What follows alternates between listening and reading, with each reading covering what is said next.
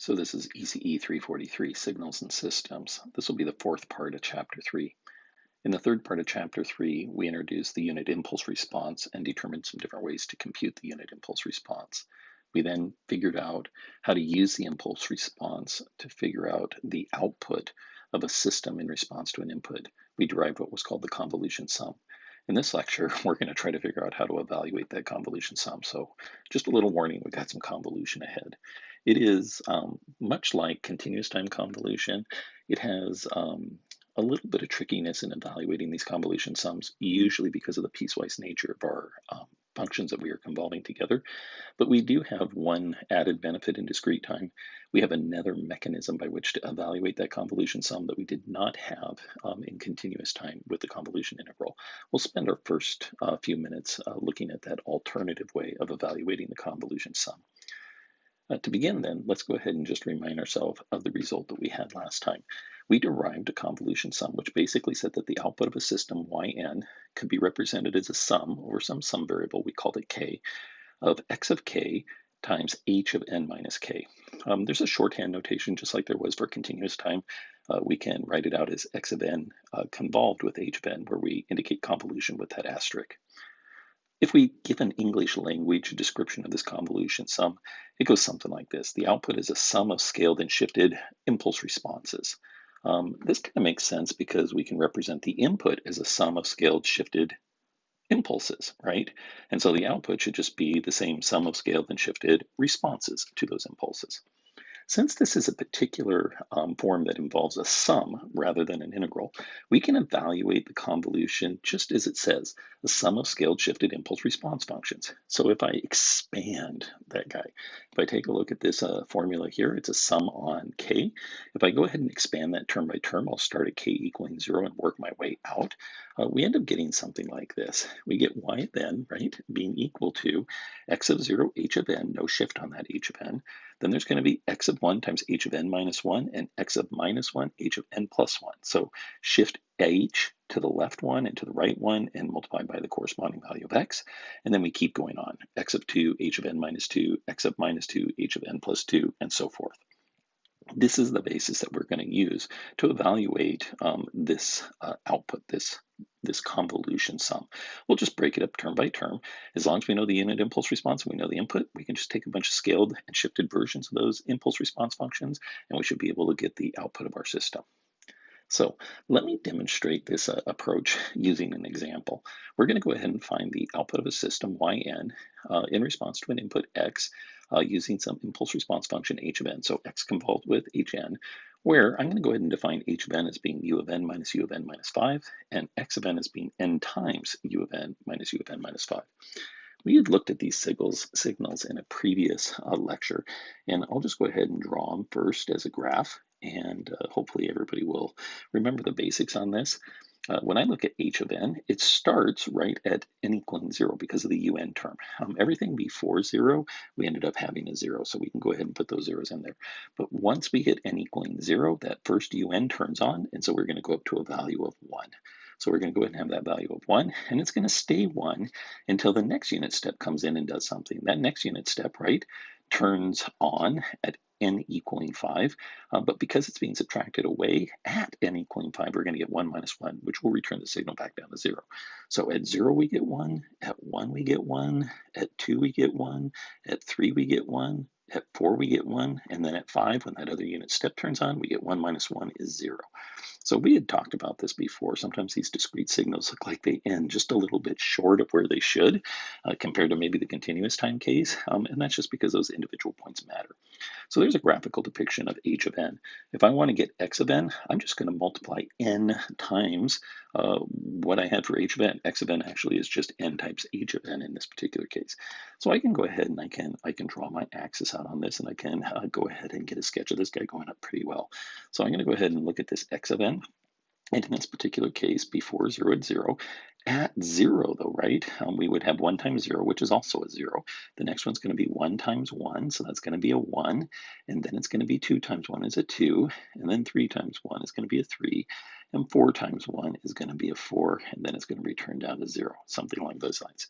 If I go ahead and I kind of label these guys out a little bit better, we know this guy is 4. It has a height of 4, right? It started maybe at that value of 1. That's the first non-zero value. This is a function of n, and I've drawn here my x of n. And over here I have an n, and I have my h of n, something along those lines. So nothing wrong with these descriptions. These graphical depictions are a completely fine way of visualizing these waveforms, but they do get a little bit cumbersome. They take a little bit of extra time to get them and to get them nicely done. So I'm going to, in this case, prefer or just kind of go to a different mechanism of representing these signals. I'm going to use that vector type notation. So let me go ahead and think of that signal h of n, and I'm going to draw it vector style. This works well if I have signals that are finite in duration, which both of these are. We see that h of n is what? It's 5 values of 1 all in a row.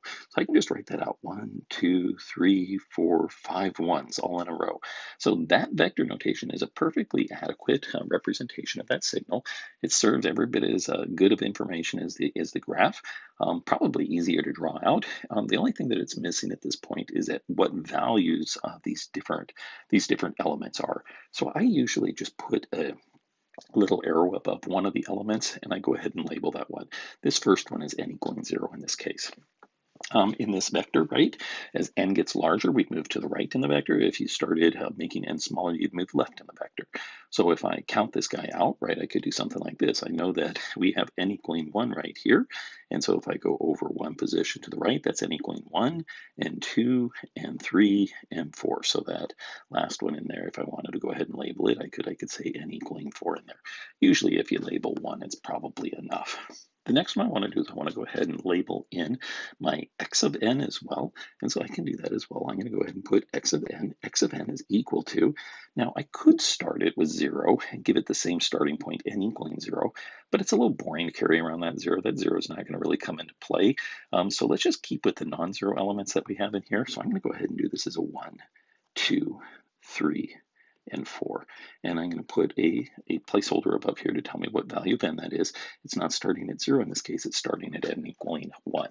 Both of these guys at n equal and at n equaling 4. Okay, so I've got a graphical depiction of my signals. What did we learn just a few moments ago when we said that we wanted to evaluate this convolution sum? If we go back there and look at it, if we look at that convolution sum, we can see that we are summing on a value k of xk, right? So we are, in this particular case, summing on a value of k, going over all different values of k, right? And we're taking some x of k's times h of n minus k's. So we can think of that h function, right, as being my time domain function. In our case, it just looks like this flat signal of duration 5. And we're going to be multiplying it by some values x, and the different values of x we use depend on which shift we're doing. In our particular case, in this particular case, if we take a look at that x, right, that's probably not the pen I should use. Let's use this one. This x, right, we know that that x goes from n equaling 1, or in this particular case, since we're looking at it as a function of the variable k, we're going to say it's going to go from 1 all the way out to 4. Those are the only non-zero values in here. So this sum out front in this particular example, right, because I'm going to be multiplying everything by values of x indexed by k. K goes from minus infinity to infinity, but only 4 of those are non-zero, okay? So if I come back down here, and if I just wanted to add in maybe the mathematics a little bit, I could do it something like this. I'd say y of n is equal to, we know in generic terms it's sum k equally minus infinity to infinity. I have my x of k, and I have my h of n minus k. But in this particular case, because I know x, right, is non-zero, right, for, right, 1 less than or equal to k less than or equal to 4. There's only 4 non-zero values. An equivalent way of writing this is a sum k equaling 1 to 4, right, of my x of k's h of n minus k. There's only going to be 4 versions of h, each shifted 1 unit relative to the other, that end up making my final result here. And I know that because there's only 4 non-zero values of that scale factor, x of k. This makes it really easy to be able to go ahead and evaluate this convolution sum if I'm just willing to break out and draw these different components. So let's look at the k equaling 1 term. The k equaling 1 term is going to be x of 1, right, times h of n minus 1. I know what h of n minus 1, that's just shifting h to the right by 1. And x of 1 was equal to 1. If we went back to our graphs, we can see that. We have that flat 5 duration pulse for h of n starting at 0, right? And x of n, the 4 different values in there are just 1, 2, 3, 4. They're going to match the index. So I'm looking here right now at the first value of x, so that's a value 1. It's going to multiply that h of n, having been shifted to the right 1. So if I go ahead and do that, I'm going to get 1 times, and let's just do that in the vector notation. I'm going to leave the placeholder for n equaling 0. That's just going to help me when I add all these guys up. And then I'm going to have 1, 2, 3, 4, 5 of these guys, something like that. Now, this is probably going to get me into a little bit of space problems. Let me go ahead and move this down where I can kind of line these guys up. And we'll just kind of go ahead and bring this guy down and remind us that that's the k equaling 1 term.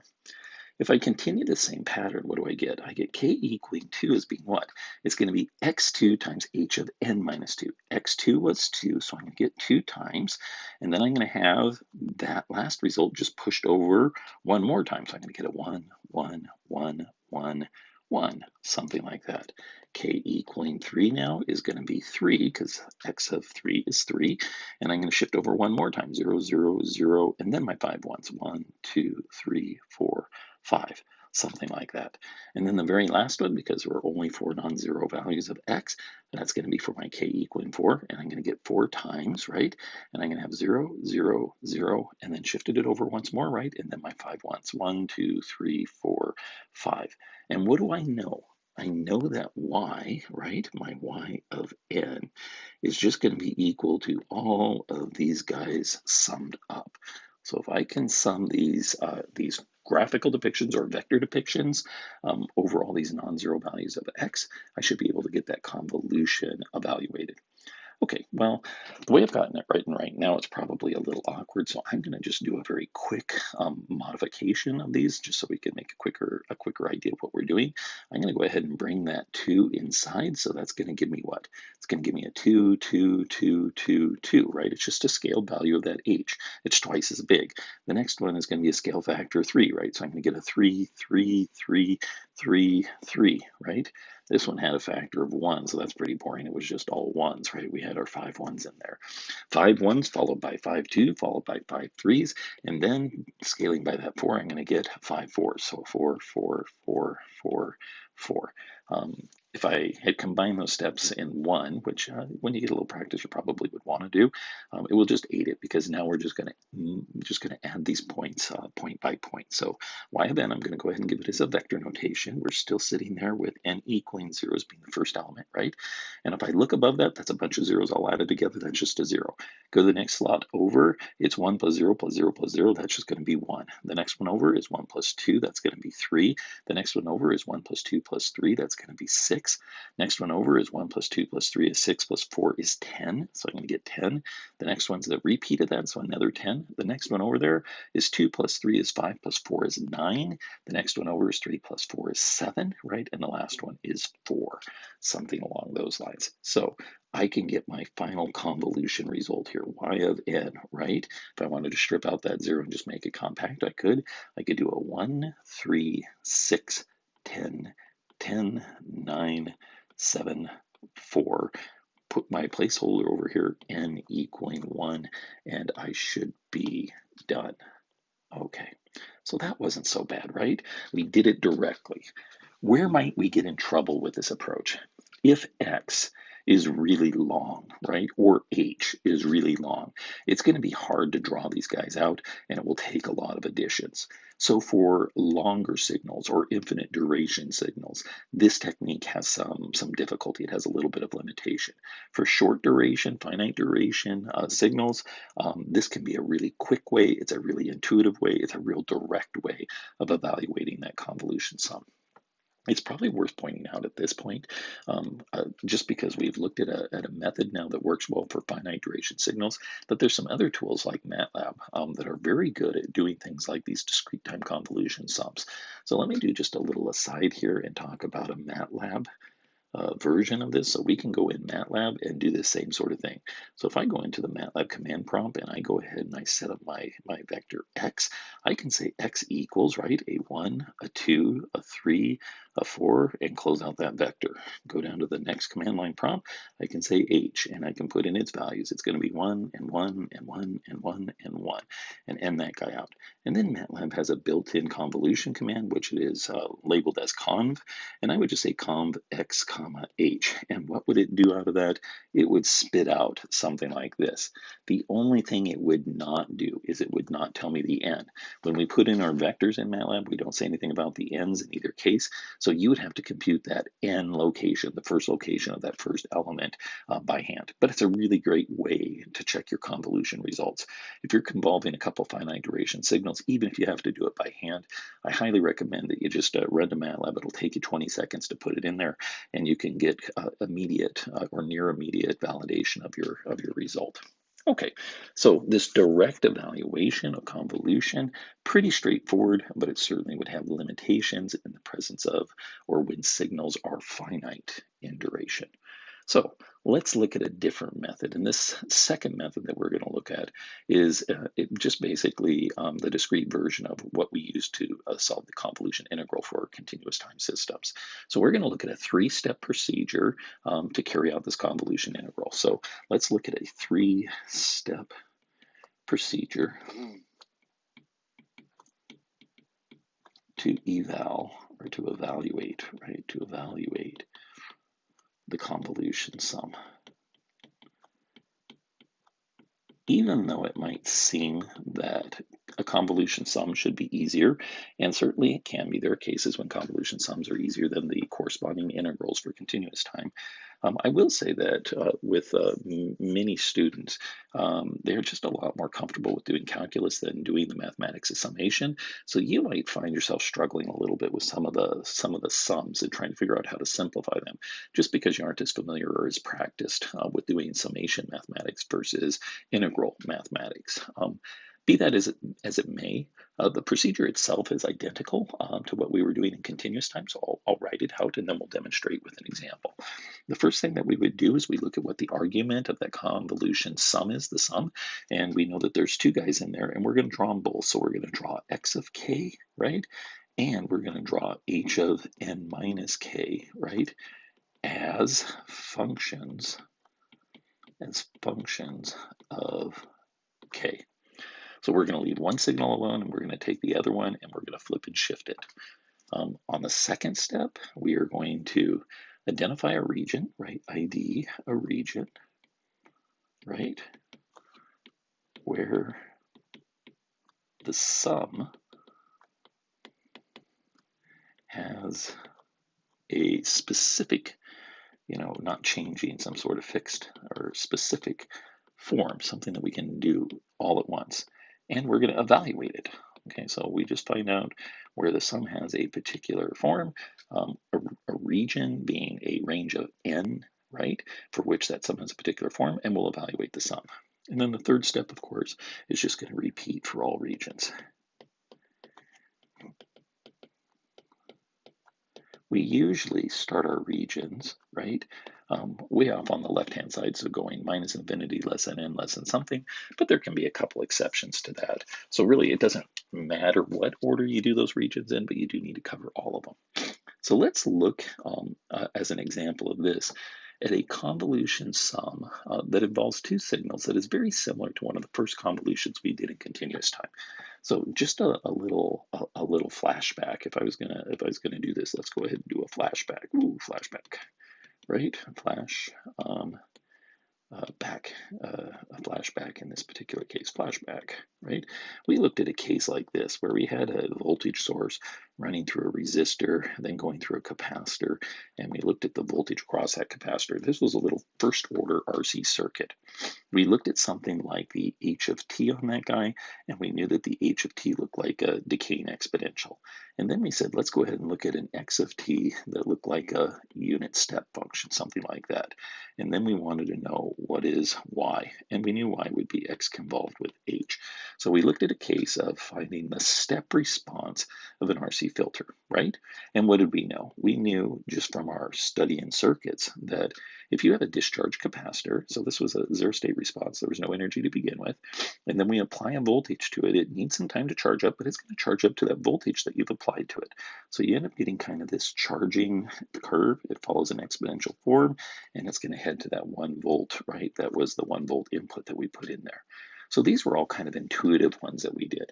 Let's do a discrete version of that and see how it works out. So for me, I'm going to do another example that is discrete in nature, but follows this guy very similar. Okay, so let's go ahead and find a discrete version of the unit step function. So I'm going to let x of n just be equal to u of n. We already know what that looks like. We've seen this guy a bunch, right? I could go ahead and draw this out. We have zeros before 0, and then at 1, that value 1 that comes for all non-zero values of n. So 0, 1, 2, 3 on forever. And we can put some dots in there to indicate that it's continuing on. So this is my u of n, which is my x of n, and it's a function of n, and it has a peak height of 1, something along those lines. I'm then going to go ahead and give myself an exponential impulse response, some h of n. And let me go ahead and make this as an alpha to the n u of n. I'm going to draw this as a decaying exponential, but it really could be something that could vary for different values of alpha. So I'm going to go ahead and give this, I'm going to show it as kind of a generic version of this. Again, because it has that u of n in there, there's nothing before 0, and alpha to the 0, no matter what alpha is, it's going to be 1, right? And then it should sit there, and if the magnitude of alpha was less than 1 and it was also positive, then we would get some sort of decay on there. If I went ahead and drew, for example, kind of the envelope on that, we can see that there's that decaying envelope on there. And then that just continues on forever, something like that. Go ahead and clean it up just a little bit. We know that had height 1, and this was a function of n, and this was my h of n, something like that. Okay, so what do I want to be able to do on this? I want to be able to convolve these two together. I would like to find what is the convolution of xn, which is a unit step. So x of n convolved with h of n. It would not be really suitable to use our previous method for this. Both of these are infinite duration signals. For me to find yn, the complete yn, I would have an infinite number of terms because there's an infinite number of x's that are non-zero. And every one of those terms that I tried to add in would have infinite length themselves. So that's kind of like 2 infinities worth of trouble. We would have some difficulty doing this kind of direct graphical approach that we had just done before. The 3-step method, just like the 3-step method for continuous time, is able to deal with this quite nicely. So we'll go ahead and try to work on that 3-step method. What was step 1 on this? We wanted to plot out x of k and h of n minus k as functions of k, right? So if I go ahead and I take that x, right, all we're doing is swapping n for k, or making a k swap for n. So it's not going to look much different. I can go ahead and put it in there. I'm going to have a bunch of zeros, and then I'm going to have a bunch of ones that are going to hang out ones forever, right? So that's going to keep going on like that. The only difference here is I'm going to call this guy x of k, and instead of an n, I have a k on there. So it looks exactly like the original did. The h one, though, as a function of k, we see it's h of n minus k. So the way I can get to that is I can take my original h of n, right? I could write that as an h of k, which looks exactly the same. H of minus k would be a reflection. So let's work on the reflection. That's not a big deal. So I could be looking at h of minus k first. It's going to be a reflection of what we had seen before. So I could go ahead and draw that in there. And if I drew those points, now it would be 0 for all positive values, right? And then we'd have that decaying exponential going in something like that, right? Go ahead and label the axis here. This is a function of k, and this is my h of minus k. It is probably worthwhile going ahead and putting in the parameterization for that curve. We have that decaying exponential. We know that it originally went as alpha to the whatever the independent variable was. Now it is going to be to the minus k. So this is an alpha to the minus k is what we're getting in there. Now if I shift by n, right, if I get my h of n minus k. Everything shifts by this value n. What was previously at 0 is now going to be at n. Everything gets shifted over by n, so I can easily draw that out as well. I'm not going to have the axis because I don't know what value of n there is, but I'm going to basically get the same shape. So I'm going to get this decaying exponential going something along those lines, right? Those are all supposed to be equally spaced. I'm not doing a super great job there. And zeros beforehand, right? And we know that this is a value of k, right? That very first edge one, it was at 0 before, but we shifted by n, so now that guy is at a value of n. We do want to label these edges. It's important for the same reasons it was important back in continuous time. And then the parameterization here is what? It's alpha to the, whatever the argument was here, it's going to be n minus k. Go ahead and try, just for fun, putting in a value of k where that edge is. K at that edge is at k equaling n, right? So put k equaling n into this, I would get n minus n, right? And so I'd have alpha to the n minus n, that's alpha to the 0, that's just 1. So sure enough, that value, right, does go to 1 when I had k equaling to n, as I expected. It's a left-going exponential in this particular case. Okay, so that's step 1. I've got my 2 pieces in there. The next step 2, right, is going to be identifying these regions. So I'm going to do a little bit of copying, much like we did when we were talking these convolution problems in continuous time, and then we're going to move them one relative to the other. Actually, I might not copy them. I might go ahead and take a few extra minutes here and make sure that we have some accurate looking plots. So let me go ahead and just go ahead and see if I can get some relatively accurate graphs here. So I'm going to go ahead and give myself the graph of my x somewhere in here first. So I'll go ahead and see if I can do that. I've got a start on that now, and now I'm going to go ahead and give myself some intervals here. Here's 1 and 2 and 3 and 4 and -1, something like that. And if I go ahead and I look at what the points were, we had 0, right? And then we're going to have a 1, and then we're going to have another 1, and then we're going to have another 1, and then we're going to have another 1, and another 1, and it's going to keep going forever, right? So that was this one was my x of k, height 1 max, right, as a function of k. And I know that I'm going to be involving with that another function, right? So I'm going to go ahead and see if I can get that other function going on in here. I'll go ahead and draw its axis as well, see if I can be a little bit precise in this as well. I'm going to go ahead and give myself some spacing here that I hope is really close to the same one, so we can keep this pretty accurate, right? And then I'm going to go ahead and give myself some reflective values in here. Maybe I have a 0 there, and then I'm going to go ahead and have my 1 there, and then I'm going to show this thing decaying something like that. And I know it keeps doing that off to the other side. If I go ahead and label this guy, this is my h of n minus k. We had already done that. And this was a value n on my k, something like that. So I need to find this first region. So let me go ahead and grab this shifting one, the flip and shifted version, right? And I'm going to go ahead and make a copy of that guy. And we'll go ahead and paste it over here and think about how it interacts with this other one. Let me, for the fun of it, also change the color of this guy just so we can keep track of these guys as they go along. So this is my h of n minus k, right? And for all the different values of n that I get, right, it's just going to move this guy along. If I was actually being kind of accurate here, though, it wouldn't be moving smoothly, right? It would be going chunk, chunk, chunk, chunk, chunk, chunk, chunk, chunk. It would go in these kind of discrete steps because we're talking a discrete signal. So here's some value. If you remember, I'm going to go ahead and put this back down, and I'm just going to remember that that point is n. So let's go ahead and get that labeled in there as well, just so we can bring that along as well. So if n, right, is sitting over here to the left, just like we'd seen in continuous time, there would be no overlap in these functions, right? Everything forward of n is 0. Anything to the left of 0 for the blue waveform, right, is 0. As long as n is to the left of 0, so n is less than 0, I get no overlap, right? So this first region that I would be looking at, region 1, would go from minus infinity, right, less than n, less than 0. Let me just make a comment here. We have to be really careful now about these less thans or less than and equal, because we know that in discrete time signals, right, individual points matter. You could probably be a little bit sloppy or lazy in continuous time, whether you used a less than or equal. That's not the case anymore. We have to be very careful about whether points are included or not, because in discrete time, individual points matter. So if I grab this guy and I move it along, right? If n was less than 0, that means that point is not overlapping the other. If I had n less than or equal to 0, that would include this case where I've got an overlap of 1 point, something along those lines.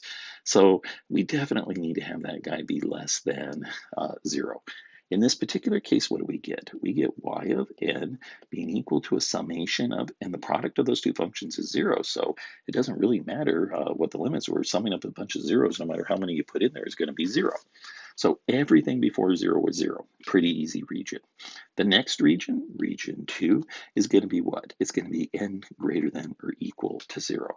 There's only 2 regions in this, just like there were only 2 regions for the continuous time example. This as well, same reasons. So now we're talking what? We're starting here, we've got some overlap. Going over here, we have some overlap. Going here, we have some overlap, and so forth. And it's going to keep going, and those points should all line up. I wasn't quite perfect in my spacing.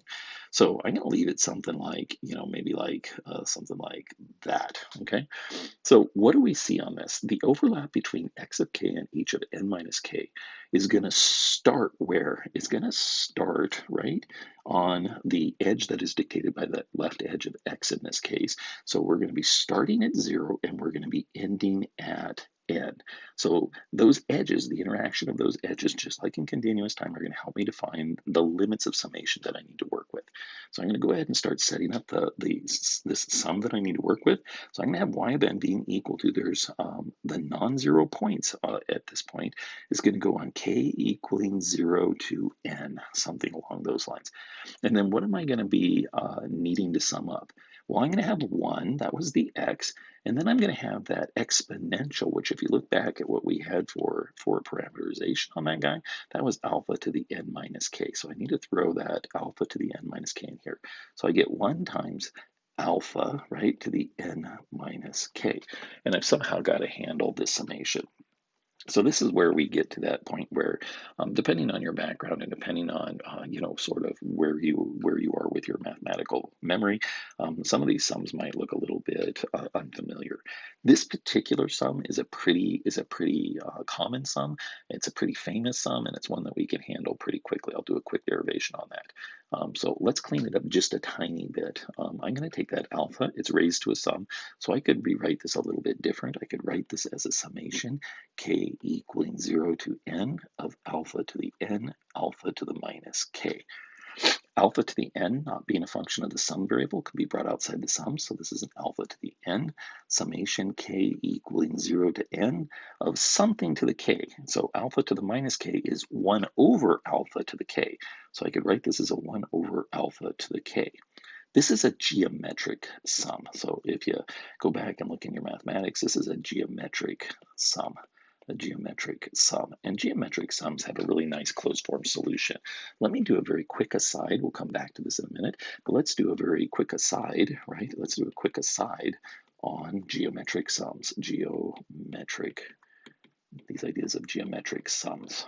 So in this particular case, I'm gonna just set it up a little bit different. I'm gonna talk about there being some sums. So I'm gonna, let's say, let a sum go on some variable of summation. We'll do it as k again. And it's gonna go from some starting point A to some ending point B of some factor r raised to the k. That's certainly the case that we had before. Our a, right, that we had in this other one was 0. Our b was n. Our factor r was just this 1 by alpha. So that guy definitely is in this form of a geometric sum.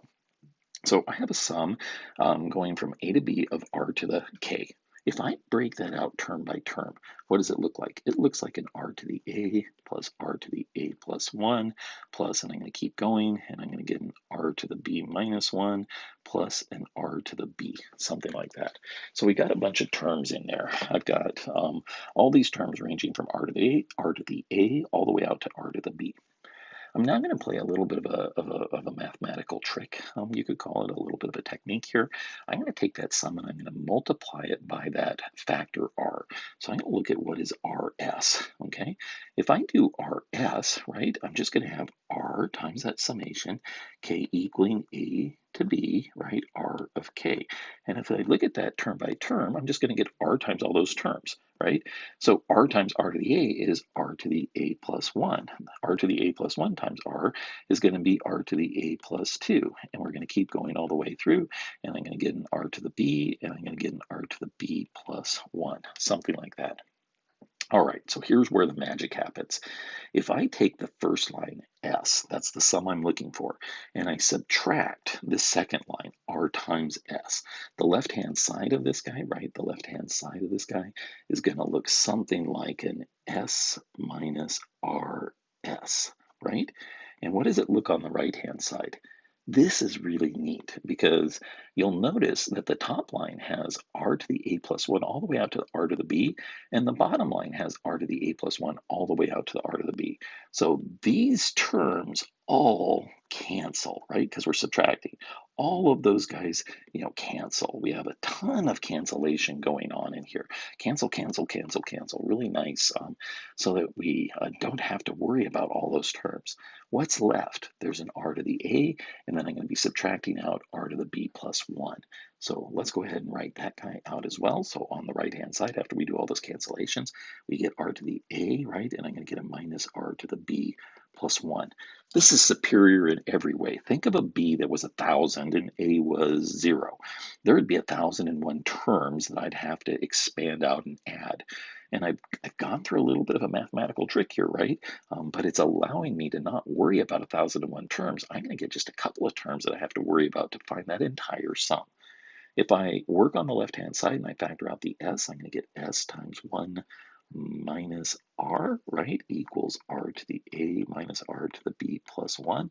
And now if I divide both sides by 1 minus r, I get my final result. I can get that sum, right, is equal to r to the a minus r to the b plus 1 over 1 minus r. Now the book will give a slightly different variation in appearance for this geometric sum. They evaluate identically. This is something we're going to see a lot. Discrete time, depending on kind of which way you decide to go and a little bit on how you represent things, you can see the sums that you do taking some kind of different looking forms. And so it's probably not very accurate just to sit there and look at something superficially and say, wow, that looks really different than someone else's. You got to get in there and evaluate it and make sure that they either evaluate to the same values or not. So what can I do with this? We like this because it's a closed form solution to that sum. And it only requires a fixed number of calculations. You need to take that ratio r, raise it to the a minus r to the b plus 1, divide by 1 minus r. You're done. You know it regardless of the number of terms in that sum. So I'm going to go back to what I was trying to figure out. I was trying to figure out, this was region 2 of this guy, and I was trying to figure out this sum. I'd like to get rid of that. That has n plus 1 terms, where n is continually growing, right? But if I use that geometric sum result, I should be able to get that guy simplified a lot. So let's go ahead and grab this guy, make a copy of it, and we'll bring it down here, and we're going to continue on, right? So we were working on R2. This was for n greater than equal to 0, and we had this idea, right, that my y of n, right, was equal to this looking sum in there. So if I use what I've learned about this geometric sum, I know I'm going to have an alpha to the n, and then I just need to use a geometric sum formula to carry out this other thing. What is my r? My r is 1 over alpha. So I'm going to have a 1 over alpha. A is 0, so I'm going to have to the 0. I'm going to subtract a 1 over alpha, and my b now is n, so I'm going to have an n plus 1, right? And then I'm going to divide by, and I'm going to have a 1 minus 1 over alpha, something like that. All right, well, this guy's got kind of a bunch of stuff going on. It's a little bit on the ugly side. I don't like those 1 over alpha type of stuff. It looks a little bit ugly. So let's go ahead and see if we can clean this up a little bit. If I look at the 1 over alpha to the 0, I know that's just 1, right? If I look at my alpha to the n times 1, I just get alpha to the n. If I take my alpha n times 1 over alpha to the n plus 1, the alpha to the n will cancel with the 1 over alpha to the n, and I'm going to be left with just a 1 over alpha to the 1. So I will have a minus 1 over alpha, something like that. And then I do have that denominator that remains a 1 minus 1 over alpha. I still don't like that 1 over alpha in there, so I'm going to just multiply everything top and bottom by alpha, right? That's just a fancy one, doesn't change the formula here. All of this is simplification, right? So if I go ahead and I do that, what do I get? I'm going to get alpha to the n plus 1 minus 1 over alpha minus 1, something like that. This looks a lot better, right? I think that looks probably more simple to compute out, more simple to deal with than this one. So even though these two pieces, right, even though they look a little different, they are equal. They evaluate exactly the same way. It's all just some algebraic simplification. And for discrete time, it's not always 100% obvious what is the best way to simplify. I will try to be a little bit lenient on how people go about their simplification. I do expect you to try to simplify things up a bit and try to make them reasonable and compact and not excessively wasteful. But I do understand that there is some discretion on just how far we wanna simplify. So I've got my two pieces now. I can bring them all together. And what do I know? So let's pull it all together. Pull all together, right? And we find out that we get something like this. We get y of n being equal to, right? And I'm going to have 0 for n less than 0. And I'm going to have an alpha to the n plus 1 minus 1 over alpha minus 1 for n greater than equal to 0. If you think about a value of alpha, let's just assume something. Let's let alpha equaling a half, something like that, and think about what this might look like. If I wanted to go ahead and plot that out, I think we'd be able to get some basic idea of what this thing would look like. So we're going to be looking at y of n, right, as a function of n, and we're going to be doing some values on this. For n less than 0, we already know it's 0, so we're going to get a bunch of zeros in there.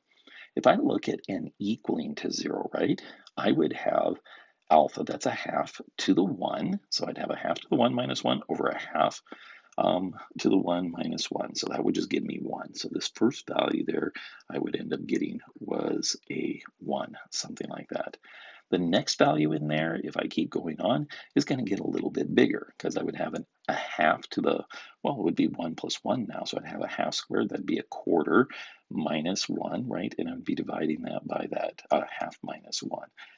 And it's going to keep getting larger and larger. What happens to it? As n goes out to infinity, a half, anything that has magnitude less than 1, that thing raised to the infinity is going to go to 0. So if I looked at this in the limit as n goes off to infinity, that's just going to give me an idea of what this thing approaches, right?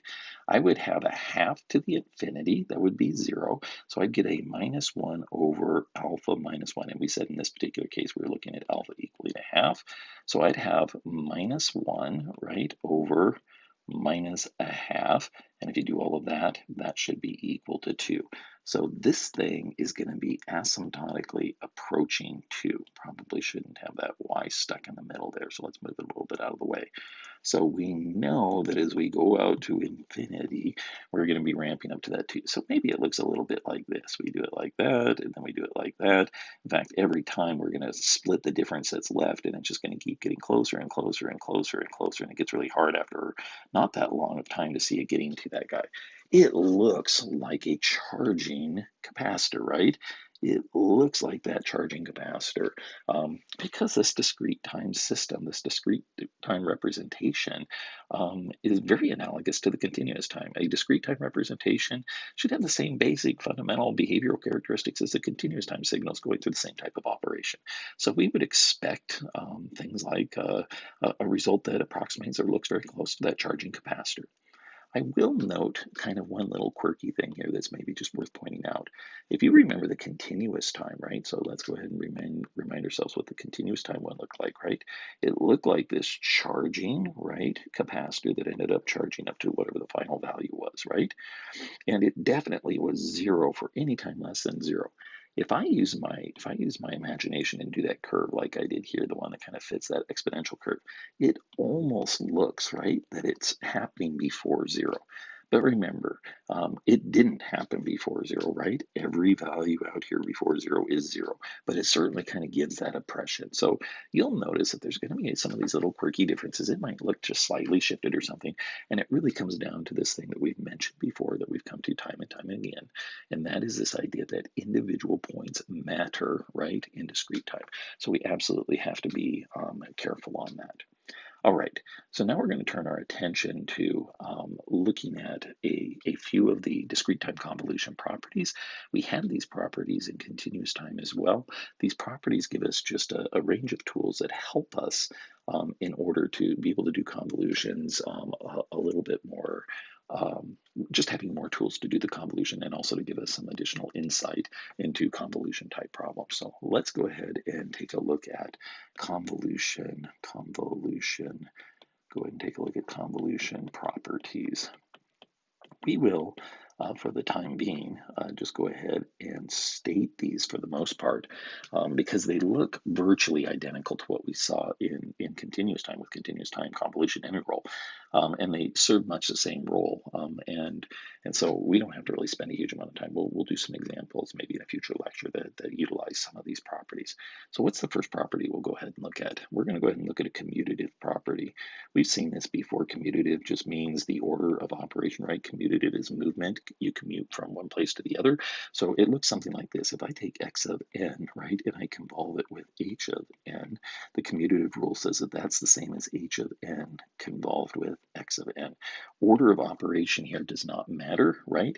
I can pick and shift. I can pick whichever signal I want to flip and shift in doing that convolution operation. So pick the one that is easiest. This is, again, something very easy. It's the same style of proof as we did in a previous lecture for the continuous time convolution integral. Basically, you write out the convolution sum for this guy, and you do a change of variable, and you do a little simplification, and you can work your way over and show that it's this alternate ordering, this alternate form. Not hard. It's quite simple. I just don't see any point for us to go through the tedium on those proofs that are really so easy. 2, what's the second one that we can look at? We can look at a distributive rule. Distributive rule, right? Distributive rule for convolution looks something like this. X of n convolved with h1 of n plus x of n, right, convolved with h2 of n can be represented as x of n convolved with h1 of n plus h2 of n, and I ran out of room in there. That's not so great. Let's go ahead and see if we can. That might be even hard to grab. We'll see if I can grab any of it. We're going to try to bring it out. That didn't work super great. We'll clean it up, so we can fix this. It's the power of technology, right? So let's get some of this kind of cleaned up, just so we can have a clean version of this. h1 of n plus h2 of n, right? So what does it say?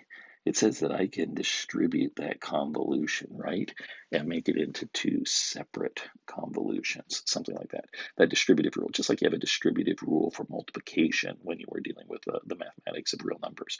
You've seen this kind of thing before. Again, not hard to prove, a little bit tedious.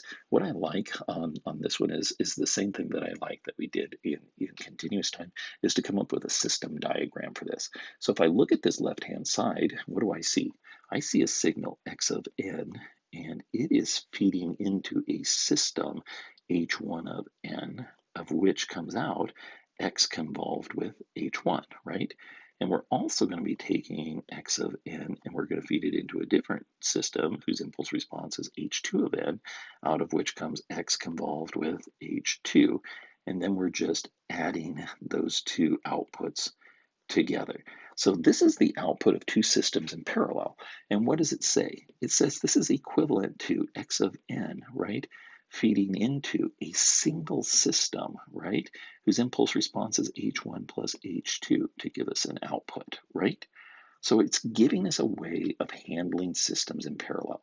If you have systems in parallel, linear time invariant discrete systems in parallel, and they each have their own individual impulse response, h1, h2, all the way to however many you have in parallel, you can come up with a single block equivalent, and the impulse response for that system is just going to be a sum of the individual impulse responses. We get that all out of the distributive rule.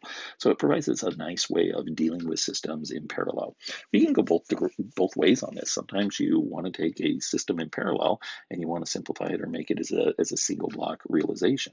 Sometimes you want to do just the opposite. Sometimes you want to take a really complicated system, right, that has maybe lots of components, and you want to break it into something that would be done in parallel of maybe simpler systems. We'll get into this sort of a strategy when we get to transform domain, because we'll have just a better ability to separate out those pieces in ways that make sense. So something coming up in the future. Third one that we can deal with is an associative property. So if I do 3, I can talk about an associative. So this is an associative property, right? And this associative property is how we group things, right? How we associate. How do we pick our friends? Who goes close to who first before they form a group with others? So if I look at that, it might be something like this: X convolved with H1. I'm going to leave off the ends right now. Convolved with H2. So if I do the convolution between X and H1 first and then convolve H2, it's really no different than X convolved with doing H1 convolved with H2 first. How we do our convolution, which order we do our convolution, doesn't really matter. How we group doesn't really matter. Again, we can come up with a signal kind of block diagram representation for this associative property. And if I work off the left-hand side, I can start out by looking at X convolved with H1. It's like X feeding into a system H1, and out pops X convolved with H1. Well, that could be feeding then into another system H2. What is the output of that? Well, the output of that is X convolved with H1. The input to that system just convolved with H2. So that left-hand side, right, is consistent with two systems in series. If I look at the right-hand side, so this whole thing should be equal to whatever's on the right-hand side, that's like an input X, right, feeding into a system whose impulse response is H1 convolved with H2, right? So if I have two systems in series, H1 and H2, I can replace it with a single system whose impulse response is just the convolution between the two individual impulse responses. And if I wanted to put a bunch of systems in series, right, I would just keep convolving each one of their individual impulse responses to get the overall impulse response. If I take a look at the shift property, so that's going to be our next one, there is a shift property. That shift property looks very similar to what we saw in continuous time as well. If I have X of n convolved with H of n to give me a Y of n, so that's by if, right? Then we can say something like the following: X of n minus m convolved with H of n minus, we need something else, let's call it p, right, is going to be y of n minus m minus p. Now you can pick whatever value, integer value you want for m or p. Basically what this says is if I shift the input, I get a corresponding shift in the output, or if I shift the impulse response, I get a corresponding shift in the output. I think, again, this highlights this idea that at least in the shorthand notation, you can't just take a direct variable substitution in the way you normally did with equations, because we know that this convolution really doesn't have two ends. It has a single n, right? It's a sum on k of xk, each of n minus k, only one n. So just be a little careful on your variable substitutions. Intuitively, the shift property makes a lot of sense, right? If you delay an input, you'd expect a delay in the output. If the impulse response was delayed, you'd expect a delay in the output. It's not a surprising result. Okay, just 2 more properties to go, and then we should be done with this particular lecture. So in this 5th property, I'm going to go ahead and look at the identity property, and it basically says this: X of n convolved with, what did we do in continuous time? We took X of t convolved with a delta, gave us back X of t, right? A delta function was the identity function for convolution. Well, it's the same thing in discrete time. We're just using not a Dirac delta, we're using a Kronecker delta. So X of n convolved with delta n should be able to give me X of n. This is super easy to prove. Let's go ahead and just plug it into the convolution sum. What do I get? I get a summation on k going from minus infinity to infinity, X of k, right? And I'm going to get delta of n minus k. We had seen that before. Well, that's just the sifting property. So I know that that is X to n because that is our sifting equation, our sifting property, sifting formula, right? So we've seen that guy before. Really, the sifting property is just a convolution in disguise, and really really couldn't be much easier than that. So the identity falls out really nicely for discrete time. The last one we'll do today, 6, is the width property. So we're going to look at width, okay? Sometimes we also talk about length for discrete time signals, just because length probably is a more intuitive one. So let me quickly just give an idea of what the difference is between these two. Let's go ahead and look at one of our previous signals that we had. We had x of n being equal to u of n minus u of n minus 5. Okay, we don't have to go back through all of that. We all know what it looks like. It was 0 before 0, then it went to 1, and then we had 1 at 1, 1 at 2, 1 at 3, 1 at 4, and then it went back down to 0, something like that. So if I went ahead and labeled this, it starts at 0 and it ends at 4. I think that we all can recognize very quickly that the length of this guy, the length, right, is equal to 5, right? Because there's 5 non-zero elements, no problem. What is the width of this guy? Well, there's 1 unit of width, 2 units of width, 3 units of width, 4 units of width. We would normally think of this as being a width for kind of waveform. So if I was going to look at the width on this guy, the width would be equal to 4, something along those lines.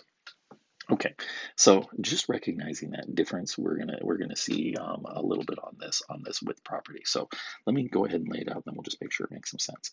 If x has, and I'll get both, okay, if it has length, let's call it Lx, or if it had width, right, and let's call that Nx, right, and h has, we can say length, let's call that L sub h, or width, you take your pick, width, right, N sub h, right, something along those lines. Then we can say that y has a length or a width according to this width property. Let's go ahead and deal with the width, because we saw width property in continuous time. A width property for our continuous time convolution intervals was that you just added the widths, and that's exactly what you do here. So the width here would be nx plus nh, right? Lengths, though, because lengths each differ by 1, the length here is going to be Lx plus LH minus 1, something along those lines. Okay, you end up getting an extra term minus 1. So we can take a very quick look at this. Let's just do a super simple kind of convolution. I'm going to take 1, 1, and 1, and I'd like to convolve it with 1, 1, and 1. This is a convolution of 2 rectangular pulses. N going 0 on both of those guys. They're each length 3, so I could say Lx equals LH equals 3, right? But the width here, width x equals width h equals 2, something along those lines. The width property says that the width of y, right, had better be equal to 2 plus 2 is 4.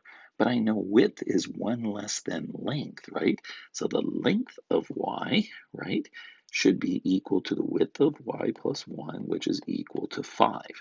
And what is 5? 5 is equal to Lx, which is 3, plus Ly, which is 3. That gives me 6. That's 1 too much, so we need to subtract off that 1. So we can at least see how it works on the math onto the side. Now, if I was going to do it and show it in this, what would I do? I could take this first waveform, right, this guy right here, and I want to convolve it with this. Let's use our first method that we talked about today. If we call this guy x and this guy h, right, then we know that at k equaling 0, we're going to take x of 0 times h not shifted, right? X is 1, so we're just going to get a copy of h. There it is, 1, 2, 3. This is all for n equaling 0.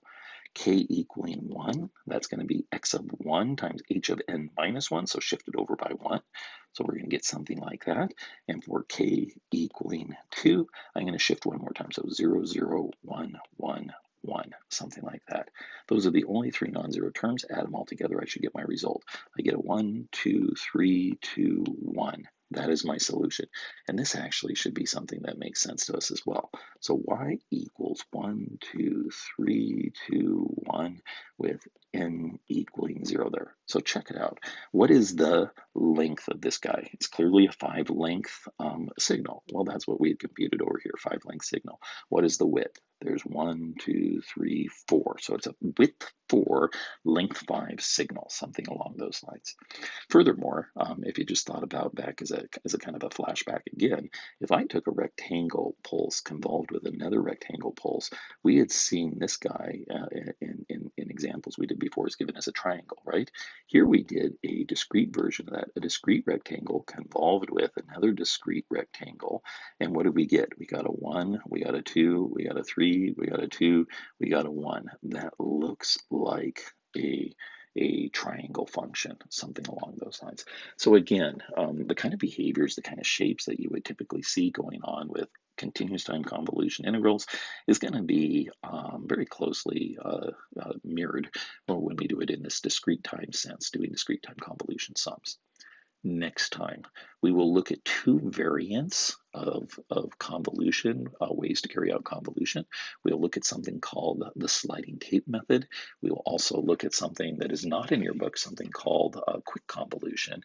And then we'll start working on finishing out the last little bits of chapter 3.